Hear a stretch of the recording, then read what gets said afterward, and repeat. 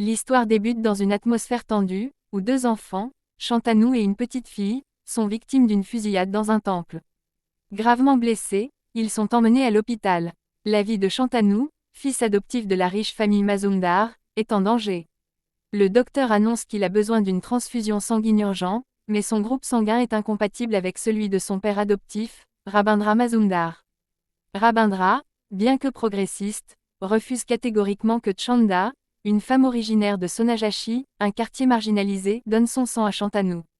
Il la considère comme impure, et accuse même cette mère aimante d'être responsable de l'attaque. Malgré les supplications des médecins et de Chanda elle-même, Rabindra fait arrêter Chanda par la police, préférant risquer la vie de son fils plutôt que de souiller sa lignée. Chanda, déterminée à sauver son fils, brandit un couteau, qu'elle porte pour se défendre dans son métier, et menace quiconque l'empêcherait d'aider Shantanu. Son amour maternel transcende les préjugés, et elle finit par convaincre Rabindra en lui rappelant l'humanité qui les unit. Une fillette de 5 ans, amie de Shantanu, joue un rôle clé en confrontant Rabindra devant la foule. Pourquoi ne laissez-vous pas Chanda sauver mon ami? Son innocence et sa sincérité ébranlent les préjugés des adultes. Rabindra, touché, cède finalement et autorise la transfusion.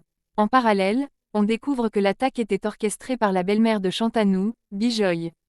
Rongée par la haine, elle voulait rendre Shantanu handicapé pour venger son fils biologique, Ridwa, qu'elle estime lésé par l'adoption. Son plan échoue, mais elle jure de se venger. Sous la pression de sa famille, Shantanu, bien qu'attaché à son ami, la rejette publiquement pour la protéger. Il lui dit des mots cruels, tu es sale, va-t'en, brisant leur amitié. La petite fille, blessée mais résiliente, refuse d'abandonner, symbolisant l'espoir face à l'injustice. L'amour maternel versus les préjugés, Chanda défie les normes sociales pour sauver son fils. L'innocence contre l'hypocrisie, la fillette de 5 ans devient la voix de la raison. La vengeance et ses conséquences, Bijoy incarne la toxicité de la haine familiale. Le sacrifice, Shantanu renonce à son amitié par devoir, illustrant les dilemmes cruels de l'enfance.